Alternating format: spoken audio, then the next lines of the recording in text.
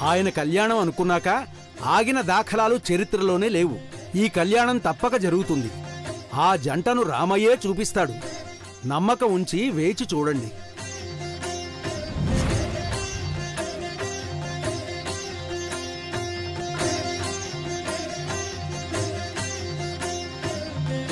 ఓం సహస్రశీర్ష పురుషః సహస్రాక్ష సహస్రపాత్.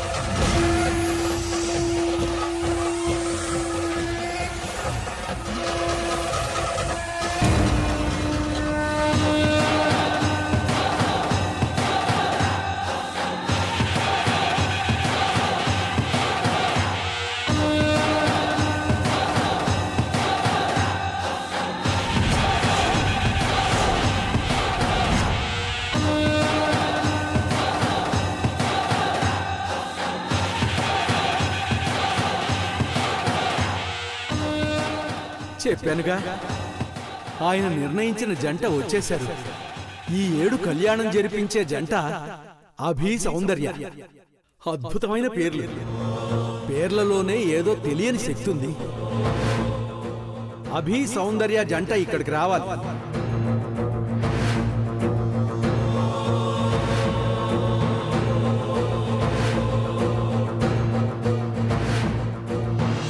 ఎవరూ లేరా?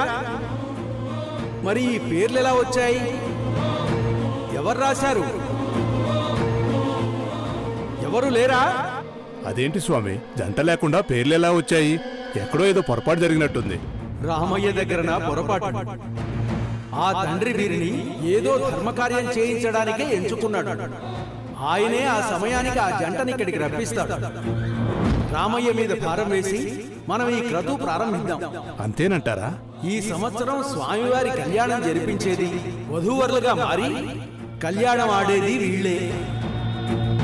ఈ అభి సౌందర్యాల తలరాతని ఎవరూ మార్చలేరు. ఇది దైవ నిర్ణయం. ఇక్కడ లేని వాళ్లతో కళ్యాణం అంటే? అయ్యా ధర్మకర్త గారు, ఆ స్వామి రప్పించుకుంటాడు.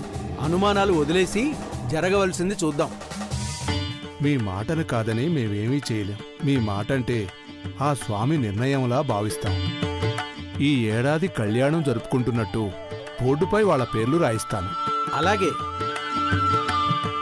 శ్రీరాముల వారికి నమస్కారం చేస్తూ జై బలో శ్రీరామచంద్రమూర్తికి జై. జై శ్రీరామ్. జై శ్రీరామ్. జై శ్రీరామ్. జై శ్రీరామ్. జై శ్రీరామ్. నా మనసుకు మళ్లీ రామయ్యతో సీతమ్మకు కళ్యాణం జరిపిస్తున్నాననే భావన కలుగుతోంది. మీ భావం అర్థం కాలేదు పూజారి గారు. ఈ పేర్లు చదువుతున్నప్పుడు కలిగిన భావం ఆ జంట ఈ జంట ప్రతిరూపాలని అనిపిస్తుంది.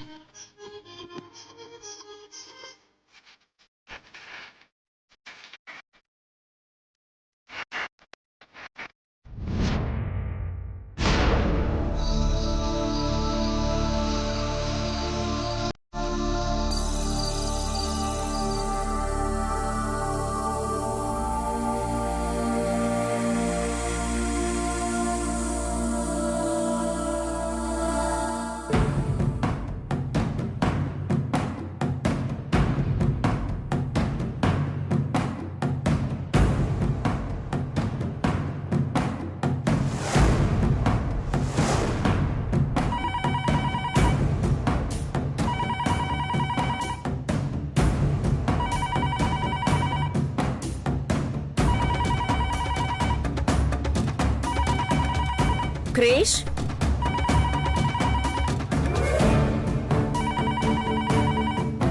నానా Krish! Krish!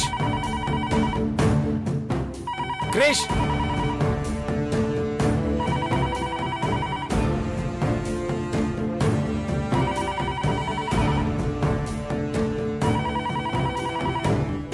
Hello hello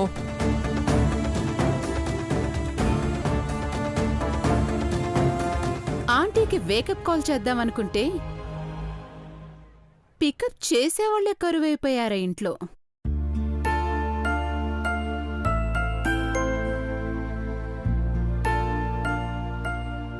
granny, ఇన్నాళ్ళు ఈ ఫోను ప్రాపర్టీలో ఉందనుకున్నాను. పనిచేస్తుందన్నమాట. అయినా మొబైల్స్ అన్నీ ఎయిర్లైన్లో ఎగురుతుంటే ల్యాండ్లైన్ పట్టుకునేది ఎవరై ఉంటారు? ఎవరో గాని చాలా క్లెవర్ అయి ఉంటారు. ల్యాండ్లైన్కి ఫోన్ చేయాలంటే క్లెవర్ అయి ఉండాలా గ్రానీ? అది కాదు క్రిష్. గ్రానీ అన్న దాంట్లో అర్థం ఏంటంటే, నాకో తనకో ఫోన్ చేయాలంటే మొబైల్ నంబర్ ఎలాగో దొరుకుతుంది, కానీ ల్యాండ్లైన్కి చెయ్యాలన్న ఆలోచన వచ్చింది చూడు, అందుకని మెచ్చుకుంటాను. అన్నీ అప్డేట్ అవుతున్నాయి గ్రానీ. దీన్ని కూడా చేస్తే బాగుండేది. అది ఇప్పటిది కాదు నాన్న. మీ పెద్దనాన్న వాడిన ఫోన్ సెంటిమెంట్గా అలా ఉంచాను. కొత్తదొస్తుంది కదా అని పాత వాటిని వదిలేయకూడదు. ఇప్పుడు చూసావా, ఎవరో మనకి తెలిసిన పాత మిత్రులయ్యుంటారు. చాలా పాతదైపోయింది గ్రానీ. జ్ఞాపకాలు పాతవైనా తలుచుకున్నప్పుడు చాలా కొత్తగా ఉంటాయి క్రిష్.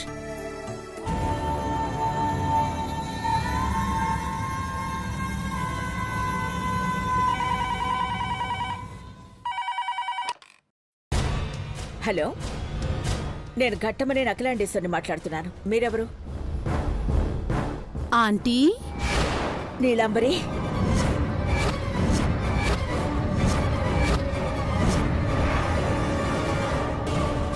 ఆంటీ, నన్ను మర్చిపోయారనుకున్నాను. నా వాయిస్ కూడా గుర్తుందన్నమాట. ఎలా ఉన్నారా ఆంటీ? ఎలా ఉన్నారు అని అడుగుతున్నావు అంటే, నేను ఎలా ఉండాలో అని నువ్వు ముందే స్కెచ్ వేసుకున్నావా? అయిన వాళ్ళు దూరమైతే ఆ బాధ ఎలా ఉంటుందో తెలియాలి అనుకున్నావు కదా.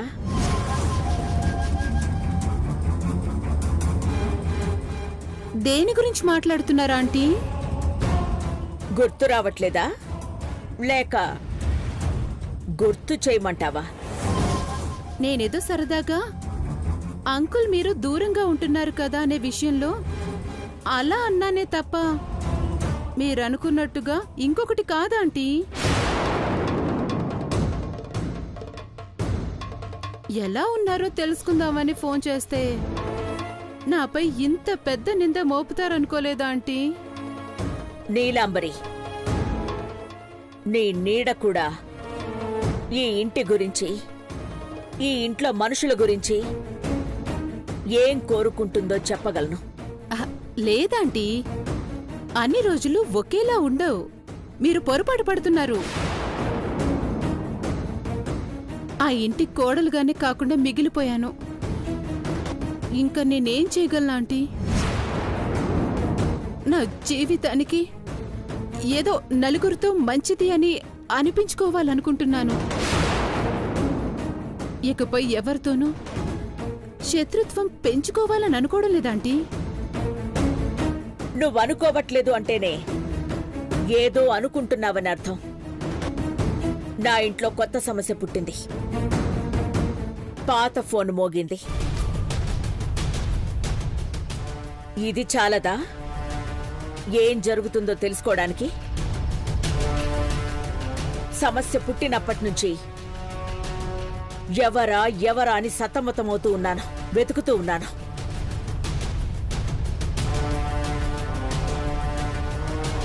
వెతకపోయిన తీగ కాలికి తగిలినట్టుగా నువ్వే ఫోన్ చేశావు. ఏదో ఒకరోజు ఎదురు పడకపోతావా? నా సమస్యలకి సమాధానమేంటో నీ నోటి నుంచి నువ్వే చెప్పకపోతావా? చూద్దాం. మీరు నన్ను ఇంకా శత్రువుగానే చూస్తున్నారా ఆంటీ?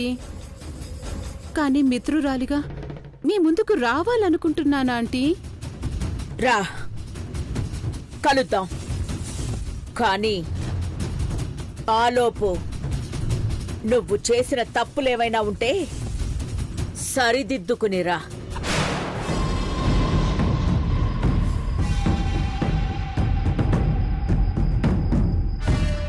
వస్తా. నేను అనుకున్నది సాధిస్తా. ఎవరు గ్రాని? గుర్తు పెట్టుకోవాల్సిన మనిషి కాదు, కానీ గుర్తు పెట్టుకునేలా చేసింది. గతంలో తను చేసిన చేదు జ్ఞాపకాలు ఇంకా వెంటాడుతూనే ఉన్నాయి. ఏమంటోంది అఖిల? తనకే సంబంధం లేదు అంటోంది. ఒక్కసారి మోసపోతే అది మన మంచితనం. రెండోసారి కూడా మోసం చెయ్యాలని చూస్తే జరిగేది కురుక్షేత్రమే.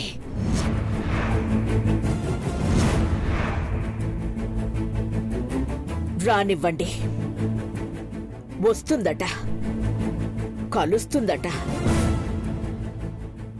మంచిదాన్లా ఉండడానికి ప్రయత్నిస్తుందట. ఏది ఏమైతేనే ఎక్కడుందో అనుకుంటున్న మనిషి ఇప్పుడు ఎదురు పడతాను అంటోంది. పడని. అభి జీవితంలో ఉన్న ఆ చీకటి ఎపిసోడ్లో నీలాంబరితోనే వెలుగు నింపుదాం, వెలుగులోకి తెప్పిద్దాం. నీలాంబరి, ఇక బరిలోకి దిగుదాం. రా.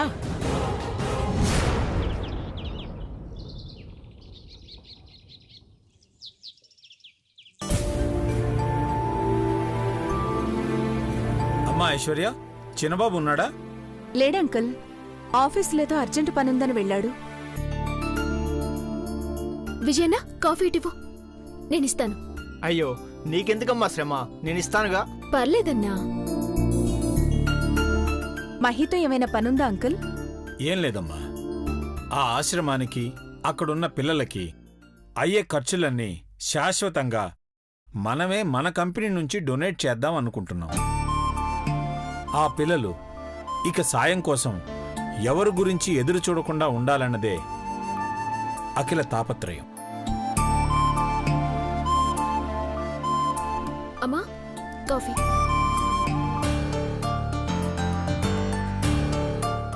అమ్మగారు, ఈరోజు భోజనంలోకి అన్నా, ఈరోజు వంట నేనే చేస్తా. అయ్యగారికి ఏదిష్టమో మా అయ్య చెప్పిండు, నేను రెడీ చేస్తా.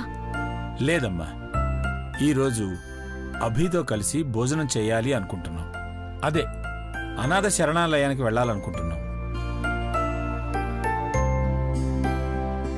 అదేంటి బావుగారు, మీరు మీ స్థాయిని తగ్గించుకుని అతనికి దగ్గరవ్వాలని చూస్తున్నా అతను దూరం చేస్తున్నాడు కదా.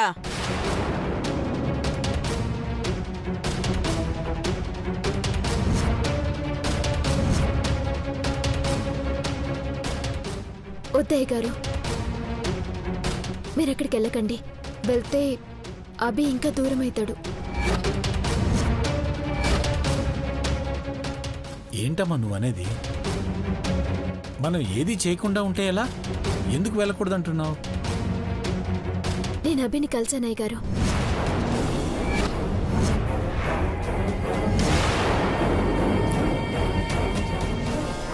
అనుకున్నా. ఏదో ఒక ప్రయత్నం చేస్తేనే కదమ్మా అతనికి మనకి మధ్య దూరం తగ్గేది. నేను అందుకే పోయినాయ్య గారు. అభిని కలిసిన. అభి మనసులో పసితనంలోనే విషయాన్ని నింపిండ్రు. అందువల్ల ఈ ఇంటిపైన ద్వేషం పెంచుకున్నాడు. అదే సౌందర్య, ఇంతలా ద్వేషం పెంచుకునే సంఘటన ఏంటి? ఏంటమ్మాది, నీకు చెప్పాడా? తన స్నేహితుని ప్రాణాలు కాపాడుకోనీకి మీ కాళ్ళ దగ్గరికి వచ్చిండు. మీరు కనికరించకపోవడంతో అతడి స్నేహితుడి ప్రాణాలు పోగొట్టుకున్నాడు. అది అభి జీవితంలో చెరగని గాయంలో ఉండిపోయింది.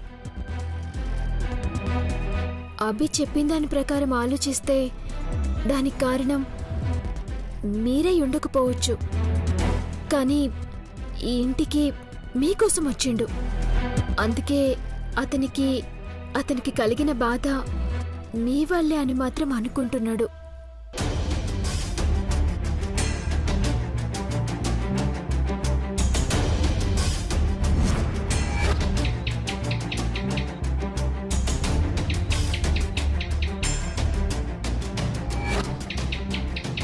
అదిగో బల్లి కూడా పలికింది. సౌందర్య చెప్పేది సత్యం. మనుషుల మాటకి దిక్కులేదు. బల్లులు పిల్లులు పలికితే సత్యం అట సత్యం. అవును, సత్యమే. మీ ఆలోచన మంచిదే ఆంటీ.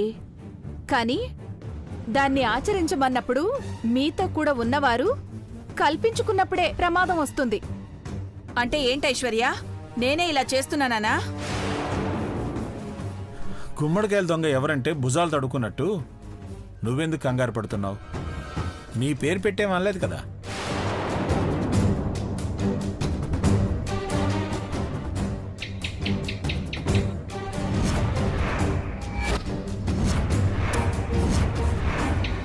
అమ్మ సౌందర్య, బల్లి. అయ్యగారు,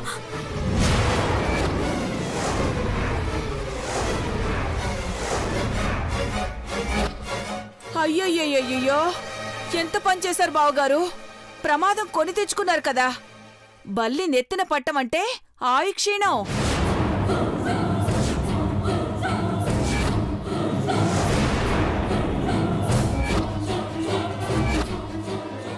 నిజమక్క, గౌరీపట్టణ శాస్త్రం ప్రకారం బల్లి నెత్తిన పడితే మరణ భయమే. భవానీ! అయ్యో శివశివా, శాస్త్రంలో ఉన్నది చెప్పాను కాని నా మనసులో ఉన్నది కాదక్కా. నువ్వు చెప్పేది శాస్త్రమో ఉపయోగించేది అస్త్రమో అందరికీ తెలుసాంటీ. అసలు ఆ బల్లి సౌందర్యం మీద పడాల్సింది. మనం చూస్తుండగానే ప్రమాదం అనేది ఒకరి నుంచి ఇంకొకరికి ఎలా వచ్చిందో చూసారా? సౌందర్య వల్ల ఇంకా ఎలాంటి ప్రమాదం రాసుందో. భవానీ, నీ మాటలు కాపు. ఎవండి, జాగ్రత్తగా ఉండండి. నాకేం కాదు అఖిల, రిలాక్స్. అంటే ఈ అపశకునాలను చూస్తుంటే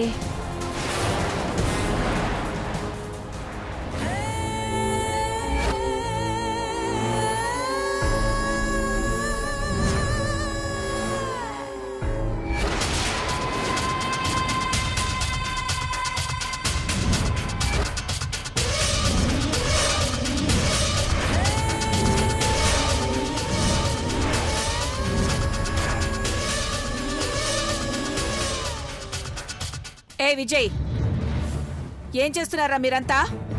ఇంకోసారి ఈ ఇంట్లో బల్లులు, బల్లి పలుకులు వినిపించకూడదు, కనిపించకూడదు. అలాగే అమ్మా. అపశకునాలు సృష్టించడానికి నేనొచ్చాను కదా, ఇక వాటితో ఏం పని? ఆంటీ,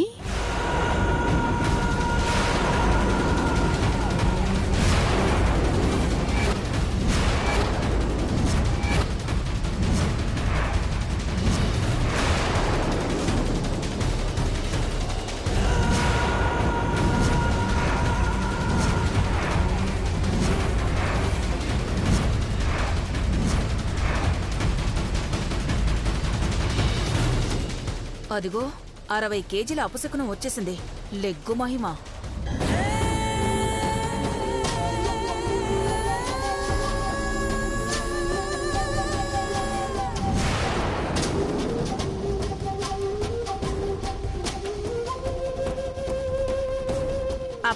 అపశకునం అనుకుంటున్నాం కదా, అదిగో వచ్చేసింది అపశకునం.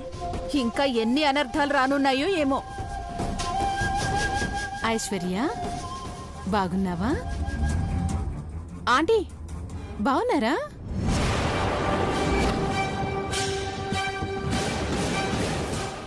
అవును, ఎందుకు అందరూ అలా చూస్తున్నారు? నేను నీలాంబరిని.